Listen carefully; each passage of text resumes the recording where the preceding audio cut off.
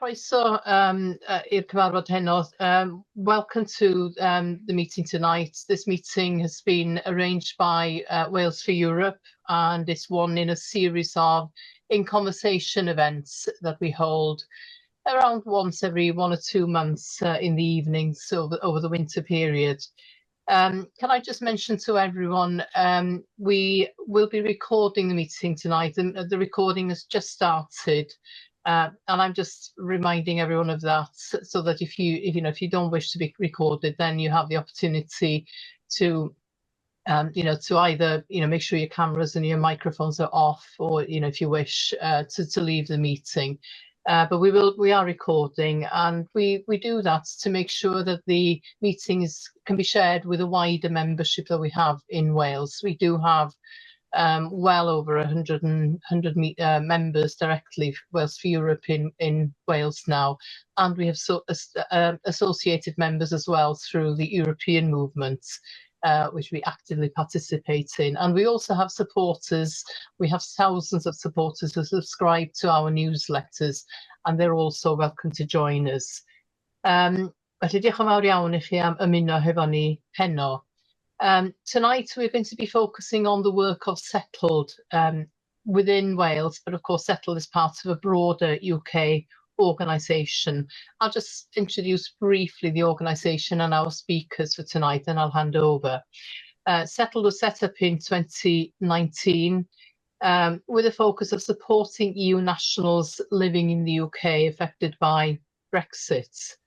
And then since March 2022, the work of Settled has expanded, and since then also support Ukrainians who have moved here since the invasion of Ukraine, or parts of Ukraine, by Russia. I just want to mention that Settled have more recently won an award, Empower EU Award, and that's enabled them to put together a promotional video. I've put a link to that video in the chat box, so if you want to have a look at that at the meeting, or if you want to save that link, please feel free to do so. You can cut and paste, but please try and stay in the meeting and not listen to the video this evening anyway. We've got 2 speakers from Settled with us tonight. I'd like to welcome Rhys Hughes-Evans, who is the Service and Development Manager for Wales, and also Michaela Kirzova, who is the Advice and Outreach Worker for Wales, and is an IAA Level 3 accredited immigration advisor. Rhys is originally from Bridgend, and we do have a strong presence in that part of Wales. And Michaela originally comes from Slovakia. So I'll hand over to you now, Rhys and Michaela. I know I've already covered some of the content from your early slides, but over to you now. And I understand you're going to be using some slides, so you're more than welcome to share your screen. Diolch yn fawr, Caroline. Thank you very much, guys. Thank you for all attending this evening. I will try and share my slides first off, get through that potential hiccup quickly before we crack on with today's presentation. So hopefully that has become visible. Yes, I've got loads of nods, so that's fantastic. Yes, so as Caroline said, we are from Settled. So Settled is a registered charity that provides free expert advice for EU citizens, Ukrainian citizens, and their family members. So as Caroline has already mentioned, we were founded in 2019 after the result of the Brexit referendum, and European citizens were presented with a brand new scheme to navigate, which was the EU settlement scheme. And a need was identified, really, of a need to help people through this new migration process that had not been seen before. So today, the structure of the session is going to be as follows. So we'll go a little bit of overview of Settled, but a lot of that's been covered already. Then we'll jump into a bit of a context of the EU settlement scheme. So try not to go too detail heavy, but I think it is important to have, if you're not familiar with the scheme, it's important to have a bit of context around the scheme before we then go and talk about the sort of current issues that we're facing today. Otherwise, they'll probably not make as much sense. And then we'll talk a bit about the Ukraine schemes and their the journey, I suppose, that the Ukrainians have been on since Russia's invasion of Ukraine in 2022, and since Settled started exploring work in that area. It says at the end Q&A, but as we're a small group today, more than happy to field questions sort of as we go through. So please feel free, put your hand up, put them in the chat, whatever you feel more comfortable with, and we can deal with them as we go through. Yes, as Caroline kindly said, my name is Rhys Hughes-Evans. I'm the Service and Development Manager for Wales. I'm from Bridgend. I joined Settled in 2022 as a result of some additional Welsh Government funding to fund my post, and my job has been to oversee Settled's Welsh services and the sort of expansion of our services within Wales. And joining me tonight is Michaela Krzyżowa, who is our EUSS Advice and Outreach Worker in Wales. So thank you very much for having us. Okay, so I've covered a lot of this already, but just a few key points to highlight. So Settled's primary purpose, as I mentioned, is an immigration advice charity. So we provide immigration advice, which is regulated by the Immigration Advice Authority, previously known as the OISC. They've had a bit of a rebrand. So all advice given, all immigration advice is regulated and have to be regulated by the IAA to provide it. Otherwise, you are committing a criminal offence otherwise. So that's our bread and butter, really, is immigration advice specialists on the EU settlement scheme and also the Ukrainian schemes. But we also have a really strong volunteer cohort. So we've got active volunteers from around the UK who help deliver our frontline services, who are accredited with IAA themselves. So they're accredited, highly skilled, trained volunteers who give up their time to help provide the advice that we provide to our client base. So we've got quite a remarkable group of volunteers, really, that we depend on quite a lot.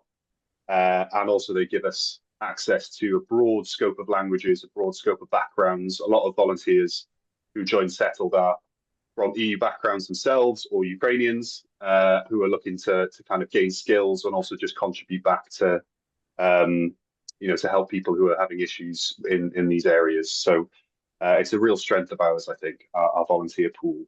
And that's kind of the overview of Settled. So what do? We provide remote advice primarily and casework via email, phone, video conferencing, and monitored Facebook forums. We operate, or I should say, Michaela operates face-to-face advice clinics in community venues in Cardiff, Newport, and Swansea. So we think it's really important to have that sort of face-to-face presence, especially off the back of COVID. Everything went remote. All advice went remote. And I think the community, a lot of people really missed having the opportunity to go and speak to someone face-to-face about these, what can be complex and sensitive issues.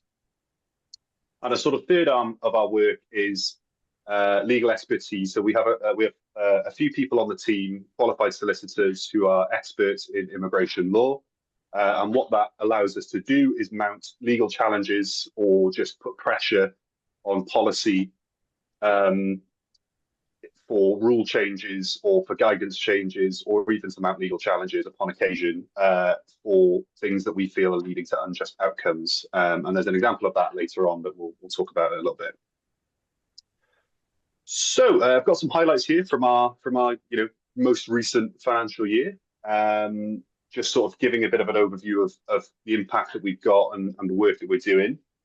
So the first one I want to highlight is over here is we gave advice to 13,500 people, one-to-one immigration advice in the last year. So and that is up 15% from the previous year. So I guess the takeaway point for that really is we're getting busier, which is somewhat surprising considering the perception can be that the issues related to the EU settlement scheme and also Ukrainian schemes are becoming less and less relevant.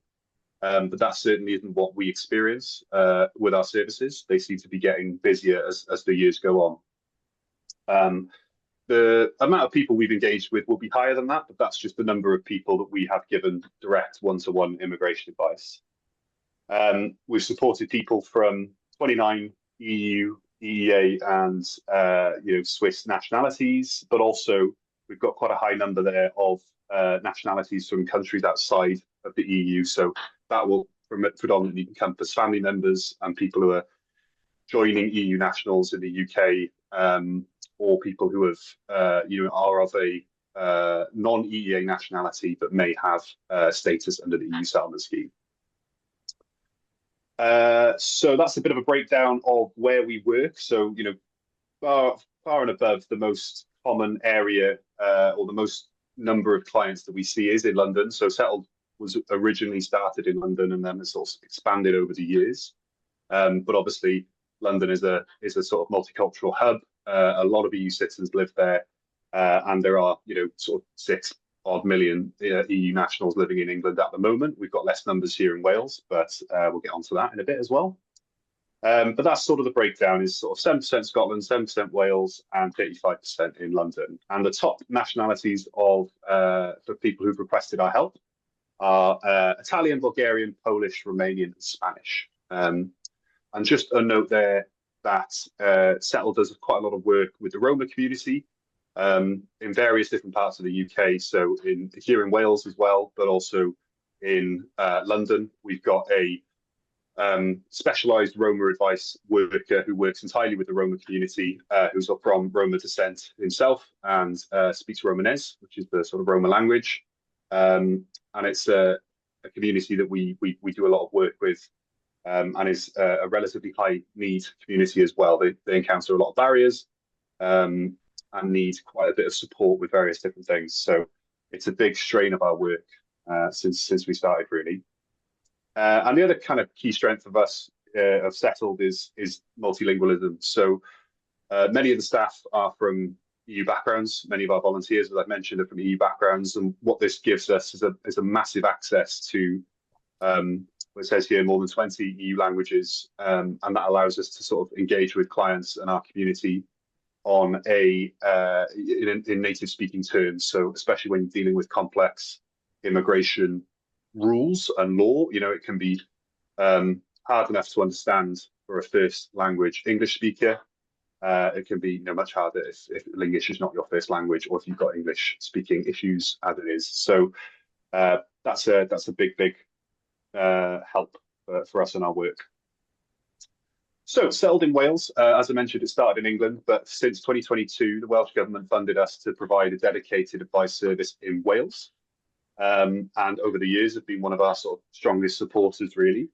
But we've been able to secure grants and funding to expand our Welsh services. So we've got a bit of a small team now in Wales, still a small team for sure, but it's been growing over since 2022 when I started. And this year, the Welsh Government has provided additional funding for a dedicated Ukraine advice service in Wales. So we've had funding for a Ukraine advice service sort of just nationally, but not through the Welsh Government. But the Welsh Government this year has, very, very kindly granted us additional funding to provide a dedicated Welsh Ukraine advice service, which we're in the process of setting up at the moment. So all good news from a Settled in Wales perspective. So that's a bit of an overview of who we are, what we do. So I'm going to hand over now to Michaela, who's going to take us through a bit of an overview of the EU settlement scheme and some of the rules and some of the key things to understand before we come back to me to talk about the primary issues that we're facing today. So I'll hand over. Thank you. Thanks, Rhys. Hi, everyone. So I'm going to tell you just basic information about the EU settlement scheme, just to familiarize yourselves with what we are actually dealing with on a daily basis. So the EU settlement scheme was created after Brexit. After the UK has decided to leave the European Union, there was a need for the European citizens who have been living in the UK prior to 31st of December 2020 to regularize their positions within the country. So the EU settlement scheme was set up for the people whose residence started before 31st of December 2020. So this is the main criterion that people have to meet when they are when we are assessing whether they are eligible for the scheme or not. Some people may still be eligible even though they were not living here before 31st of December 2020, but these are only joining family members of the people who have the rights under the EU settlement scheme. So the EUSS was first launched in 2018, and there was just a restricted numbers of people who were able to apply, but it fully opened in early 2019. People often get confused and they think that it's all done and dusted and all the EU settlement scheme has been resolved and it's all finished, but that's not the case because like Rhys said, we are dealing with a high volume of clients on a daily basis, and there are still people who haven't secured the status even though they are eligible for it. So we definitely know that it's still open and it's still possible to make late applications or joining family member applications, and also there are applications for people who are trying to switch their pre-settled status to settled status. We can go on to next one, Rhys, please. So if people are applying to the EU settlement scheme, there are two types of status they can get. The first is the settled status, which is indefinite leave to remain. And then opposite to that is pre-settled status, that is limited right to remain in the UK. So settled status is for the people who have been continuously living here for 5 years. There is no expiry date of the settled status, and this status can be lost after 5 years of absence from the UK. Pre-settled status is for the people who have been living, who have the evidence that they have been living here less than 5 years continuously before 31st of December 2020. This pre-settled status is only valid for 5 years. It can be lost after 2 or 5 years of absence, depending on when that absence happened. And it should be switched to settled status as soon as the person becomes eligible. It's very important to note as well that children need to have their own status, but I will cover that a little bit in the following slides. But children that are applying that are under the age of 21 usually obtain the same status as the parents that they link their application to. Let's go to the next one. So, late applications. It is still possible to submit the late application to the scheme. This is only for the people that have the proof that they have been living in the UK before 31st of December 2020. However, it's very difficult to have the late application accepted at the moment because the deadline for those applications was in June 2021. So a lot of time has passed since then, and the Home Office is very strict at the moment. If somebody is trying to submit a late application, first of all, they need to pass the validity stage when the Home Office is going to determine whether there have been any reasonable grounds for the late application.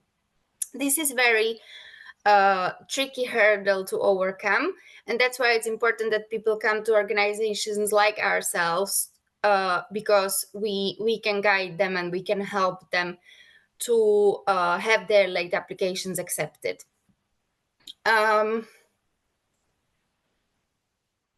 When it comes to joining family members, most of those applications are considered late now as well, but I will cover that in the next slides.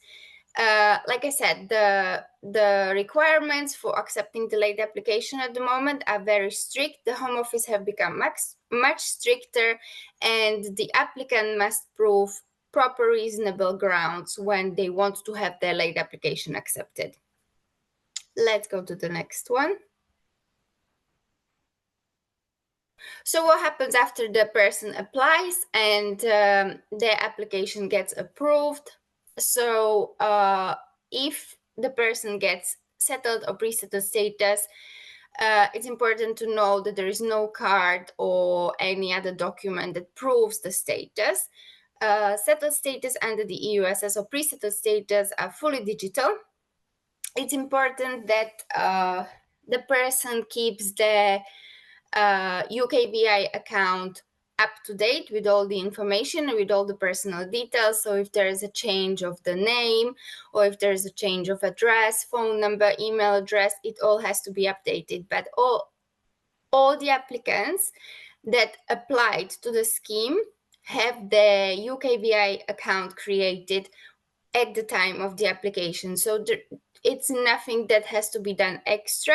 It's done at the time of application. They just need to keep it active and up to date, because then sometimes they can have some problems at the border when they don't when they have their passports renewed, or when they change their ID to the passport for traveling.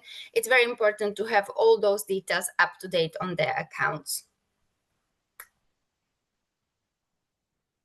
Yes, next one, please. On the other hand, some people unfortunately do get negative decision. So there are two types of negative decision. One is rejection. We call the application rejected when it gets rejected by the Home Office in the validity stage. So for example, if there is a late application and the person didn't provide sufficient reasonable grounds, then the application gets rejected and the Home Office will not even look at the evidence of the residence of the person. However, if the person is lucky enough and the Home Office accepts the reasonable grounds for late application, then the application goes on to the next stage, which is called the eligibility stage. And this is when the Home Office starts looking at the evidence of residence of the person. The people that are applying to the scheme usually need to provide evidence depending on what status they're applying for, usually for 5 years. Next, please. Yes, and this is very important to realize that all the children that were born or arrived in the UK before 31st of December 2020 need to have their own status, because there's usually a misconception with the vocabulary that the Home Office is using, because they say that parents need to link their children's application to their status, but this often gets misinterpreted and people think that they can just link their children to their status, which is not right, because all the children have to have their own individual application and they all have to have their own individual status. So yes, they can link their application to their parent status, but they need to have their own. When the children are applying for the status and they're under the age of 21, they can either use their parents' residence or they can use their own residence. When they're using their own residence, we call it that they are applying based on their own rights. And in that case, just a simple evidence of, for example, school letter or GP registration letter is sufficient for them to secure the status. The Home Office is also very sympathetic to children's late applications. So being a child is the reasonable ground itself, and then they don't examine any other reasons why the child or the parent of the child haven't applied yet. They just move the application to the next stage. Next, please.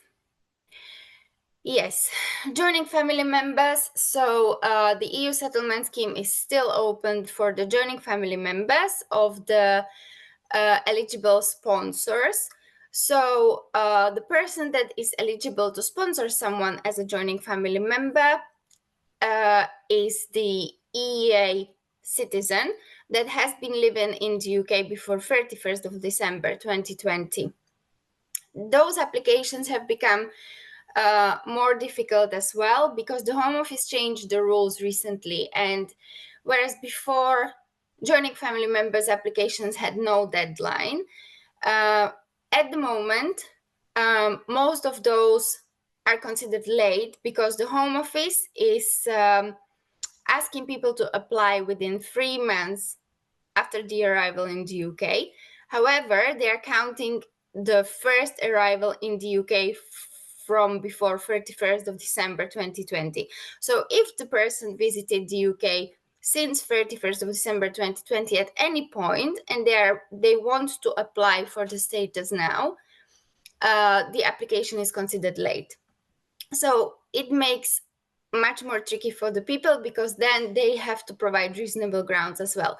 Even though if they visited in 2022 and they were here as a genuine visitors and they didn't plan to apply for the EU settlement scheme, they are still considered late applicants. When people are applying as joining family members, then it's very important to prove the dependency. But I'm not going to go into too many details because it's not completely irrelevant. Just for you to be aware that joining family members applications are still open, but it will be considered late until the people are applying from abroad, which we advise them to do. And then they have to, one of the main requirements is to prove dependency. Next, Rhys. Yes, and we would just like to share the venues of our drop-in sessions in case you want to come and see me or in case you want to refer some clients. So here are the 3 locations where I provide face-to-face advice every Tuesday in Llandaff Hub in Cardiff between 10 and 12. Then every Wednesday in Newport Central Library from 9:30 until 4. And then every second Thursday of the month, Citizens Advice in Swansea kindly offered us to a space. So I'm there between 9:30 and 12:30. And that's all from me, unless you have any questions. Back to Rhys then. Yeah, we'll carry on with finish the slides and then we'll have a discussion. Yeah, fab. No problem. Thanks for that, Michaela. Yeah, so hopefully that gave you a bit of an overview of sort of EUSS as a, the context of it, what it means, who can apply, etc. So I thought it'd be useful to get some statistics for EUSS or EU citizens in Wales. So all these statistics come from the Home Office produced EUSS statistics. And this is from the beginning of the scheme up until the most recent published statistics, which is June 2025. So they're not completely, right up to date, but pretty close. So since the beginning of the scheme, the EUSS in Wales, we've received, well, not we, but the Home Office have received 131,000 EUSS applications in total. And of that, 40 or just over 40,500 people have been granted pre-settled status. So the significance of that is that there's roughly 40,500 people in Wales with pre-settled status. And pre-settled status is really the one where there's more work to be done because they'll need to transition to settled status at some point when they become eligible. And also, as we'll talk about in a second, there are some barriers for people with pre-settled status as well. You don't have the same access to rights. You don't have the same sort of complete rights as you do when you have settled status. And interestingly, on average, so I took the sort of I took 2025, the number of applications per month in 2025 in Wales, and took the average from that. And we're still seeing on average 438 applications per month in Wales. So people are still applying to the scheme. Unfortunately, it doesn't break down. We don't have a regional breakdown of how many, what those applications are. So we don't know how many are late applications. We don't know how many are upgrades from pre-settled to settled or joining family member applications, etc. Interestingly, that data is available on a national scale, but they don't break it down regionally. So you can see, if you look nationally, how many applications per month are late applications, for example, But if you look at the national statistics, roughly 20% of applications received now are late applications. So it's still a really high number of people applying late to the scheme, suggesting that there's still a reasonable number of people who either have not applied before or who have just not gained status and are reapplying to try and be successful. So they've been rejected in the past. So applications are concentrated in Cardiff, Newport, Swansea, Wrexham, and Flintshire. So that they're the kind of areas where EU citizens are concentrated in the highest. And out of nationalities for EUSS applications in Wales, Polish is by far the highest number. So we have the sort of highest out of EU nationalities in Wales. The Polish community is always sort of top in the chart, really. But followed by Romanian and Bulgarian. So those really are kind of three biggest EU communities that we have here in Wales. So key issues today. So a couple of these have been highlighted as Michaela went through there, but we'll just kind of summarize them a little bit. So as Michaela mentioned, since August 2023, the Home Office introduced stricter rules for late applications. So this reasonable grounds test that they introduced, which previously didn't exist. So Michaela highlighted that it's become a lot more difficult to pass this test. So this test is a bit more strict because it requires people to have a valid reason under this test to apply late. So if you can't satisfy that, then your application will be rejected at that stage. And crucially, the issue with that is you will not be granted a certificate of application. So that document is quite key in terms of protecting your rights in the UK while your decision on your overall status is pending. So if someone applies and they are successful in the reasonable grounds lateness test, if someone applied late, I should say, if they receive a certificate of application, then they can work, then they can access benefits, depending on sort of what status they're going on to claim. Housing, education, healthcare, all of that is fine. Your certificate of application is your proof of status for that period while they're deciding your case. Obviously, if it's an ultimate rejection, that will no longer apply. But the problem is with this reasonable grounds test that it's harder to now secure that. So you may have eligible claimants who are failing the reasonable grounds test and not securing a certificate of application, who then don't have their rights protected for that, well, for any period really. So it becomes very difficult for them to access work legally, to access welfare, etc. So that's a real problem and a struggle since they introduced the reasonable grounds criteria. And a lot of, I think what we end up doing now is trying to curate evidence for why someone's late application should be accepted under this reasonable grounds criteria, because it's quite difficult unless you're familiar with the rules, unless you have some sort of experience presenting essentially an argument as to why you should pass this test and know kind of what you need to put in that document or that letter.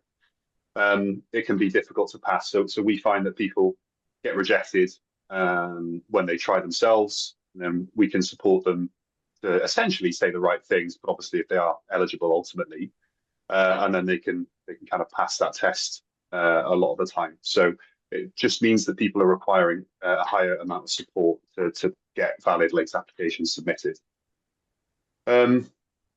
So the second point is about the evidential burden to prove your 5 years continuous residency to qualify for settled status. So you have to prove your 5 years residency in order to move on to settled status, which for a lot of people can be absolutely fine, not a problem. But for vulnerable people especially, it can be very difficult. So people who have experienced periods of homelessness or who are currently homeless and have been for a period of time, potentially people who are in domestic abuse situations, so they may not work, they may not have sort of their own bank account, are not registered with local GP or have their name on utility bills, for example. So all of this kind of stuff is your evidence of residence. Sometimes it seems like it should be easy to prove your residence, but if you don't have official documentation through various different situations can mean you don't have the required official documentation to prove your residency, then it can actually be very hard for someone who has been here for 5 years to actually prove they have been here for 5 years and get that transition to settled status. So a lot of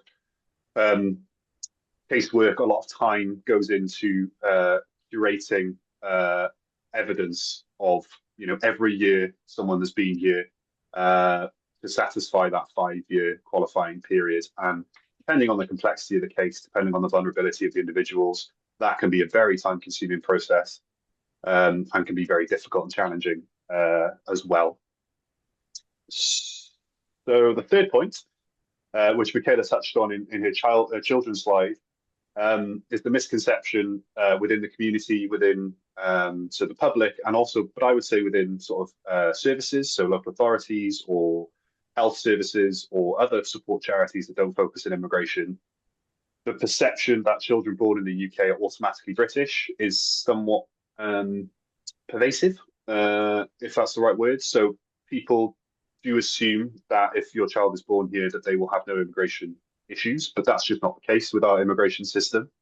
So as Michaela highlighted in her slides, I don't really want to go back over it in detail, but you can see that there's complexities to it. So it depends on your situation, depends on your status, depends on when you arrived in the country, etc., etc. So, it's not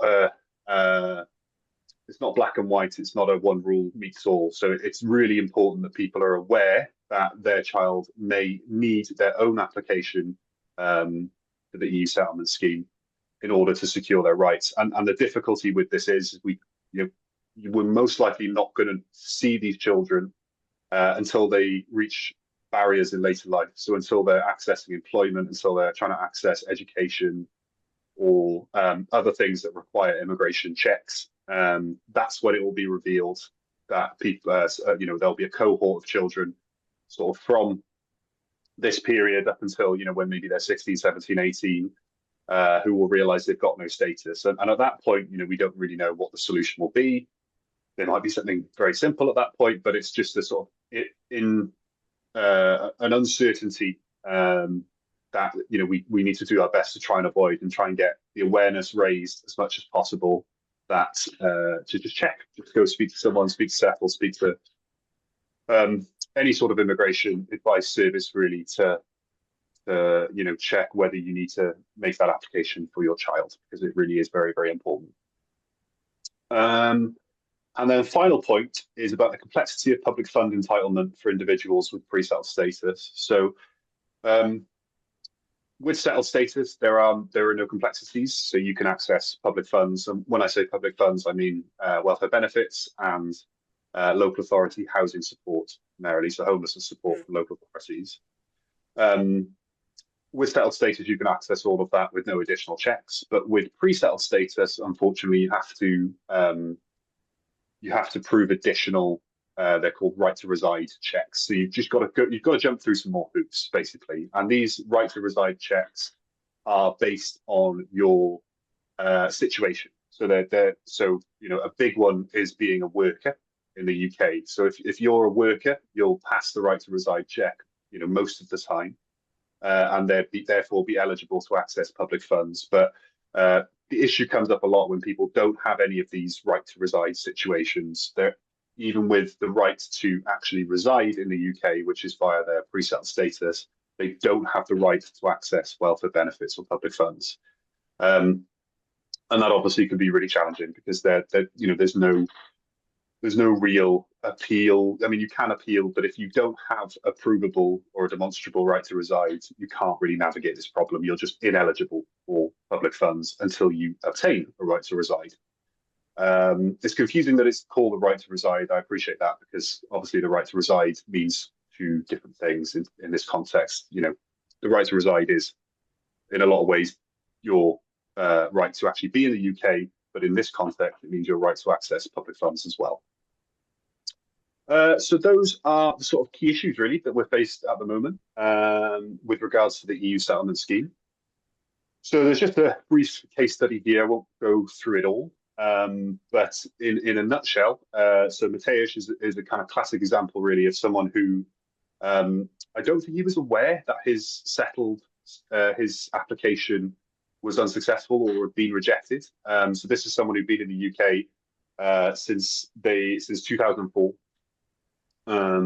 Obviously, prior to Brexit and prior to all this coming in, wouldn't have to worry about his immigration status at all because of freedom of movement. But then, since the scheme has come in, he applied. I believe he didn't, know that it got rejected, or there was some complexity around that. But basically, he went on holiday, came back, and was told at the border that he couldn't come back in, and he was going to be deported back to Poland. At this point, Mateusz had probably more links, or definitely more links to the UK than he did to Poland. I think he came as a very young child. And so obviously an incredibly distressing situation for him to be in, to be told that he was going to be sent back to Poland when his life is entirely here. And it came down to a sort of, he's eligible for the scheme. He's exactly the type of person who is eligible for the scheme and eligible to retain their rights and live in the UK. But just due to sort of issues and complexities with the application process itself, was in danger of losing those rights to remain in the UK and losing his right to live here and work here and stuff. So fortunately, Andrew, one of our senior sort of lawyers, was able to submit a new application quickly, speak to the right people, and got the removal flight cancelled, and his ultimate application was accepted, which is great. But yeah, the point really is if this sort of free support is not available, a lot of people faced in this situation are not going to be able to obtain that advice when they need it, and may face deportation with no kind of remedy, really, even if they may be eligible to the scheme, or there's just some advice that they needed to fix it, to sort it out. So that's sort of our EUSS segment done. I'm just going to go on to talk about the Ukraine schemes a little bit. This is not mine or Michaela's area of expertise, so please do bear with us with this. The information has been provided by our colleague, but we will do our very best. So the Ukraine schemes, obviously we know when Russia invaded the Ukraine, the government responded by introducing various schemes for Ukrainians to come to the UK. And these schemes broadly are the Ukraine Family Scheme, which allowed Ukrainians to reunite with family members who are already living in the UK. The Extension Scheme allowed Ukrainians already in the UK on work or other visas when the war started to extend their visas, basically. So if they were already here, they could apply to this scheme to extend their leave to remain.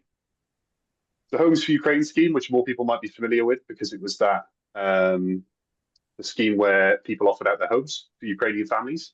So this allowed basically British nationals to sponsor Ukrainians and their family members to come to the UK and live in their homes. And within Wales as well, we had the super sponsorship scheme, which you may remember. So this was a sort of a big push where Wales took in a large number of Ukrainian refugees and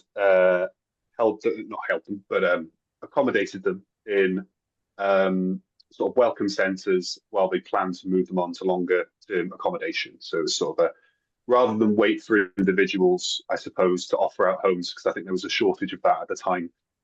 They needed more provision really to bring Ukrainians over. So Wales introduced the super sponsorship scheme. That's now closed. And as you can see, the Ukrainian extension scheme is closed, and also the Ukraine family scheme as well. Homes for Ukraine is still open, so that is still able to be applied for.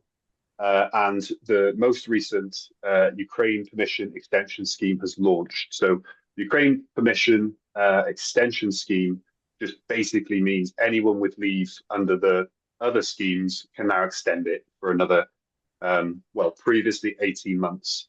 But as of September, so last month, Yvette Cooper announced that they were going to extend that by a further 24 months. So we're still waiting on clarification as to the details of that, but basically we know that the Ukraine Permission Extension Scheme will be more than 18 months now. It will be additionally extended. And each of these schemes when they initially opened allows people 3 years of permission to remain in the UK. And the reason for the Ukraine permission extension scheme being introduced was because obviously since 2022, we're now reaching that 3-year expiry limit, and people were reaching the end of their permission to be in the UK. And that was obviously a big clamour for some form of action from the UK government to remedy that, because you've got a lot of people who were coming to the end of their leave to remain, but the war is obviously still going on. So that would have been a bit of a disaster.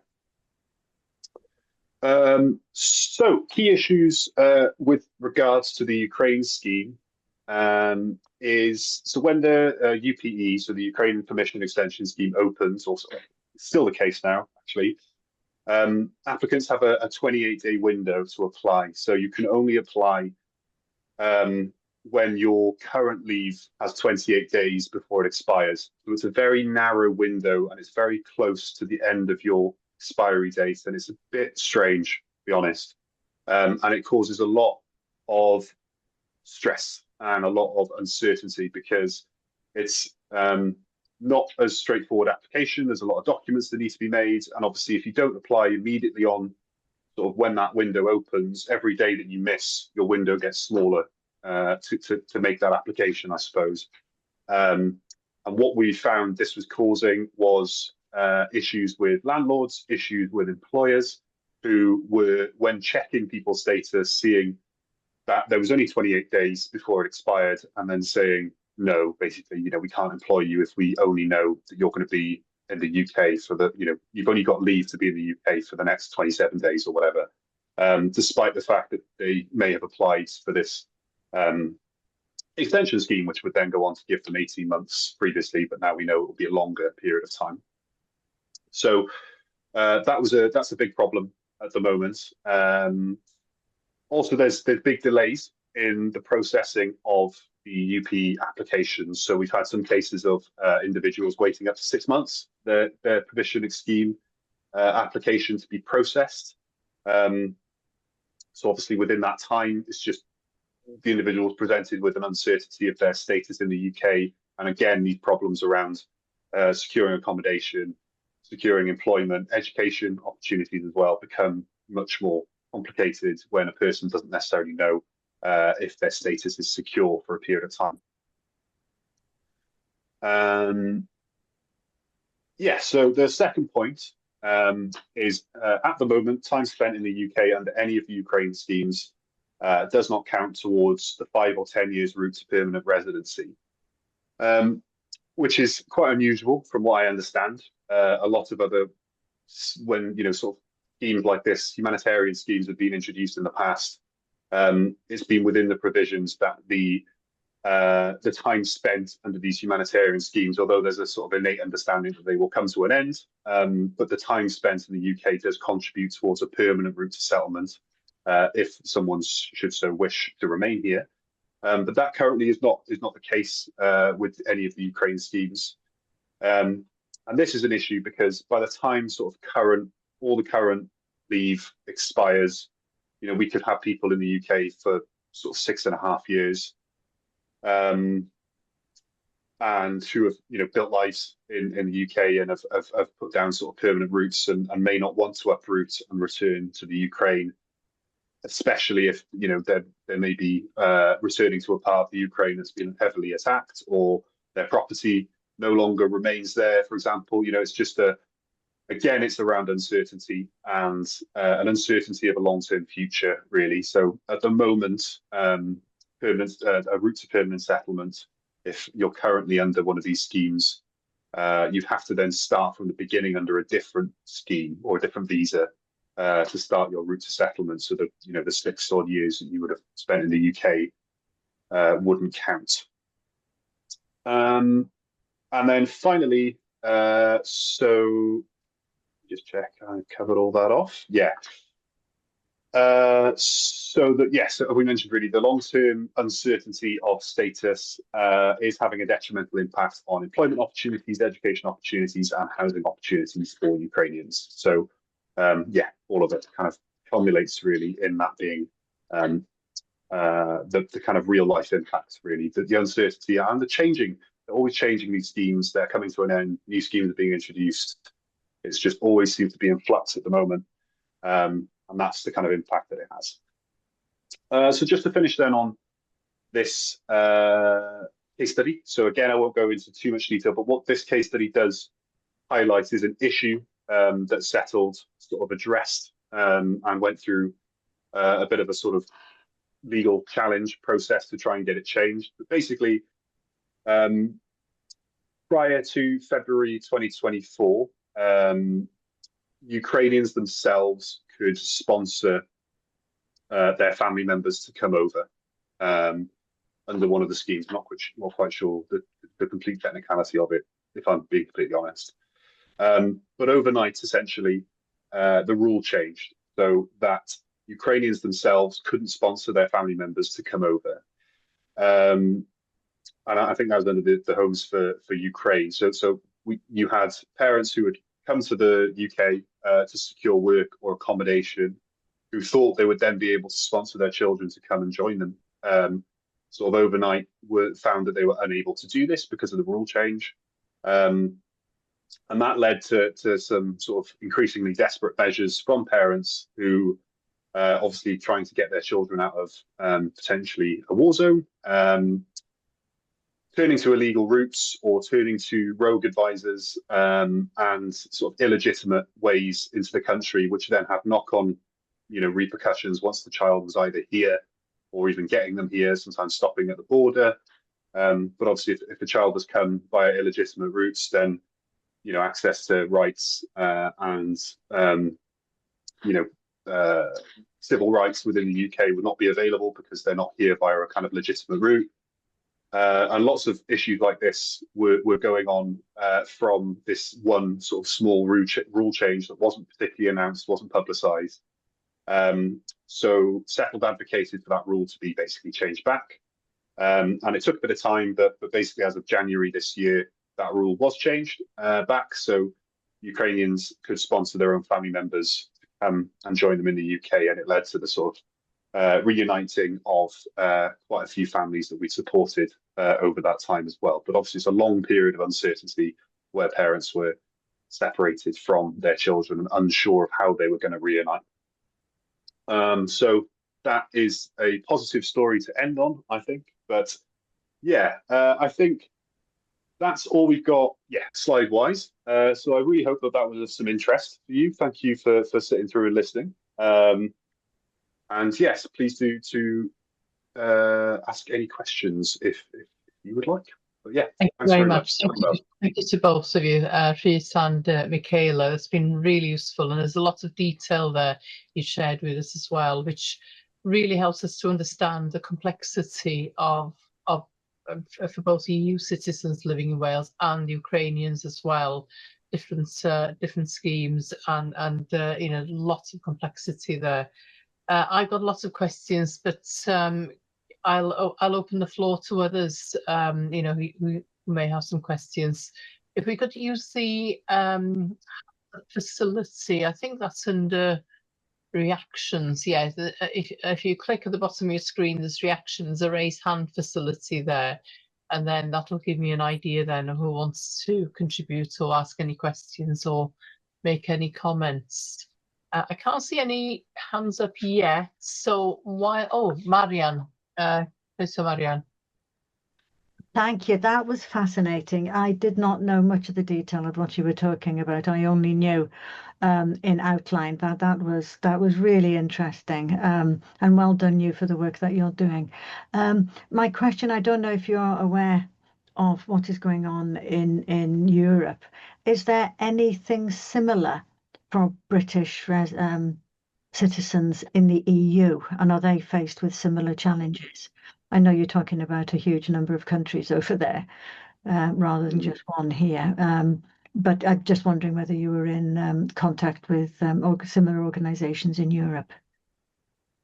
It's a good question. It's a very good question. I think as you alluded to, really, the response depends on the country and what they introduced as a result of Brexit. I'll be honest, I'm not sure the sort of broad response. Michaela, you may know a little bit more than me. But in terms of settled work and our focus, it really is very much on EU citizens in the UK. That's our sort of remit. So we don't have a lot of contact with organisations in the EU doing the sort of reverse, I suppose. So yeah, Michaela, I don't know if you've got anything to add. Yes, I can just say that I'm not aware of any specific organizations that provide similar support to us, but we're quite unique anyway. But also, there isn't much, if any, because we sometimes get inquiries from the British nationals living abroad trying to ask for support. And in that case, unfortunately, we have to reject the clients because we can't provide that support. But yes, sometimes they do turn to us. So the need is there, but I'm not aware of any organizations like that abroad. That links to something I wanted to ask about, which is, do you work with partner organisations? Some, for example, might have the expertise to provide that to British nationals living in EU countries. I just wonder whether you refer people you're not able to support to partner organisations who maybe provide similar supports for other client groups. Yeah, I mean, so in terms of broadly areas that we're unable to support with, we do that quite a lot. So if there's someone who comes to ask us around citizenship potentially, or around asylum seeking, or any of the visa schemes that we just don't advise on, we would refer them to partners that we know can provide that support. And most of the time they are sort of similar to us, free advice organizations that can provide the support that person needs. In terms of working with organizations in Europe, the honest answer is not really. We don't have a lot of sort of links with organizations within Europe, apart from an organization called the EU Delegation, which is essentially a sort of, as you probably might know, a group of ambassadors from different EU countries that do various different events with sort of organizations within civil society in the UK.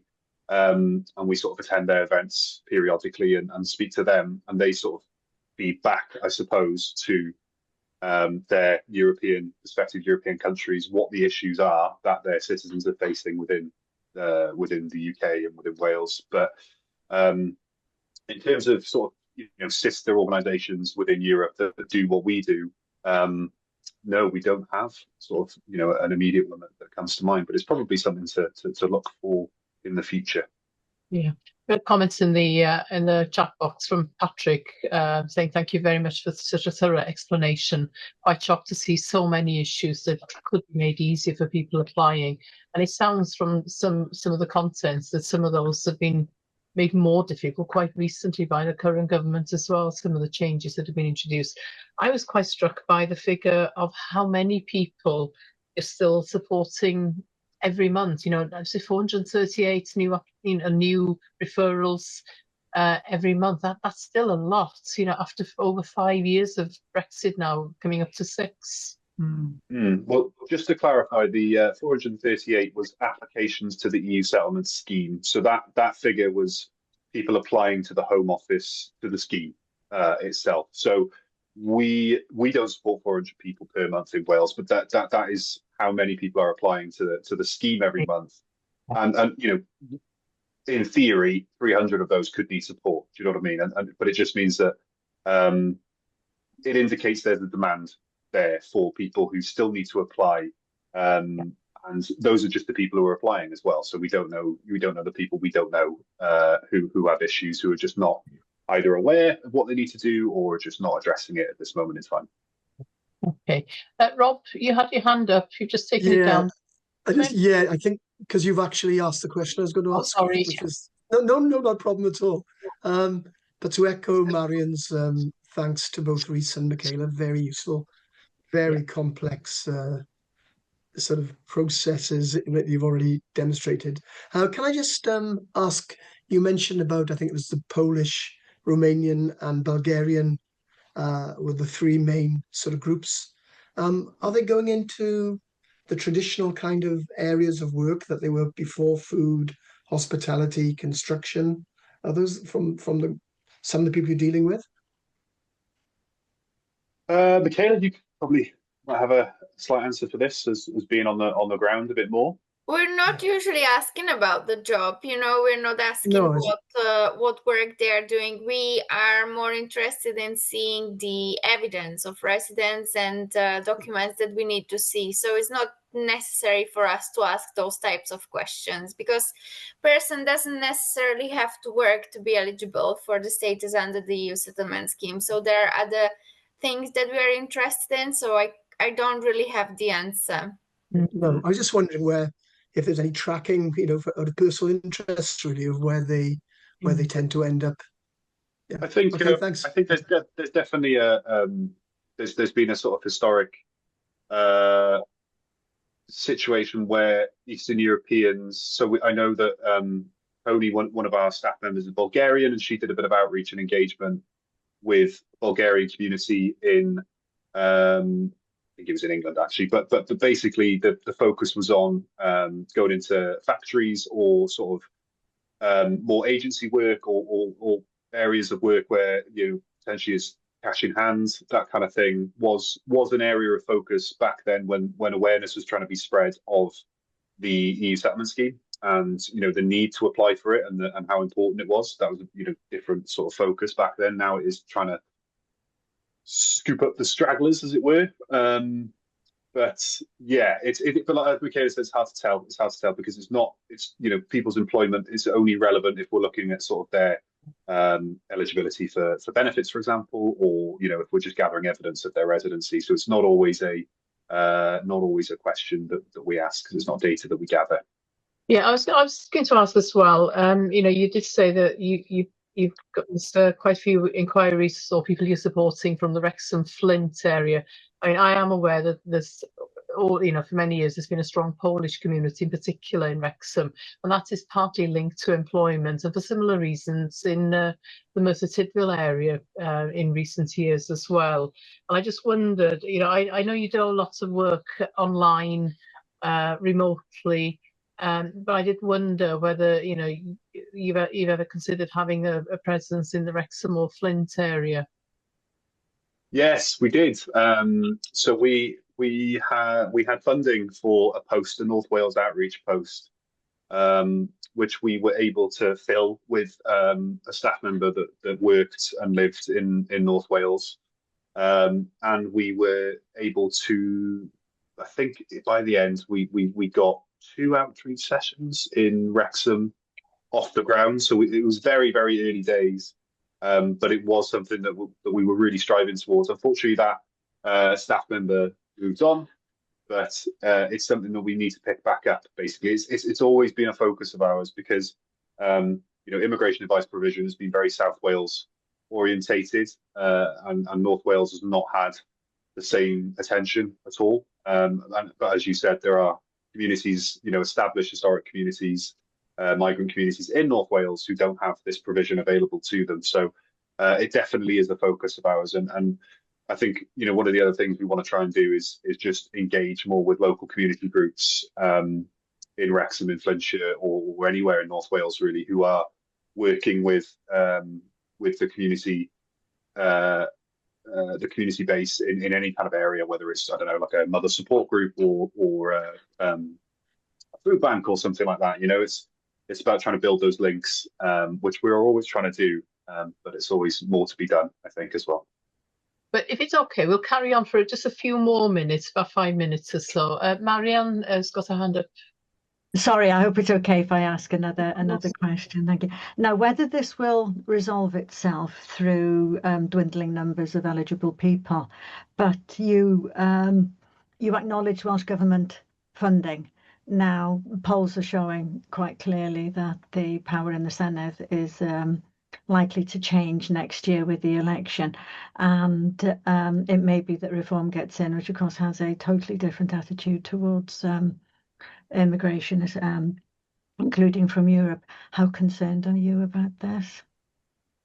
That's a great question. It's a great question, and I think the short answer is quite concerned because ultimately our funding depends upon the government's priorities and the government, Welsh Government's priorities and that depends upon the seat, the political party in power. So we've been fortunate thus far to have a government that's really sympathetic to our cause and to what we are trying to do. And that is obviously open to change depending on the difference of party gaining power. So it's one of those that yes, we're concerned, but we would still try and work with whatever government's in power, and ultimately the need will still be there. Whether the drive to fund it is another question, but it's one of those as well that we can't. It's how we address that as an organisation, and how do we put forward our point of view.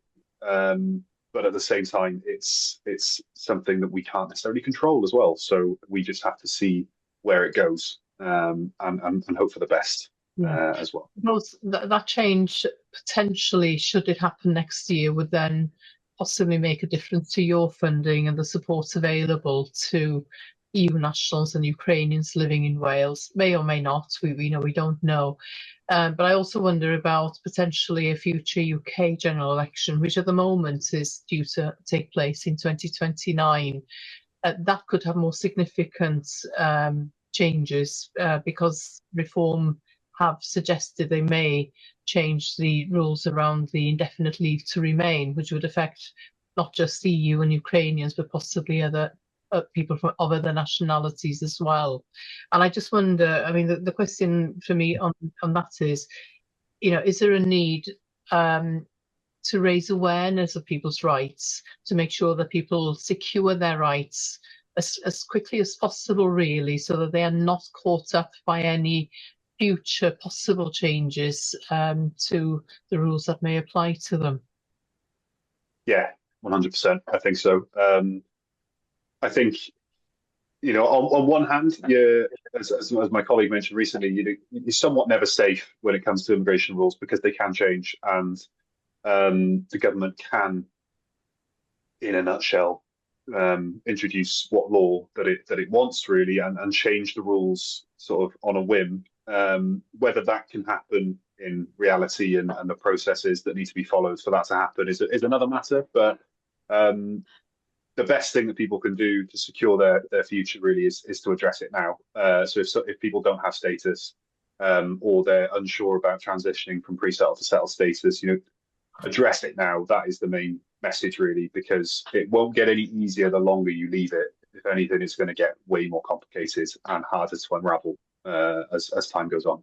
Yeah, and if there's anything we as an organisation can do to work with you to raise awareness of your services and emphasise the importance of securing settled status as soon as possible, then we're very much keen to work with you.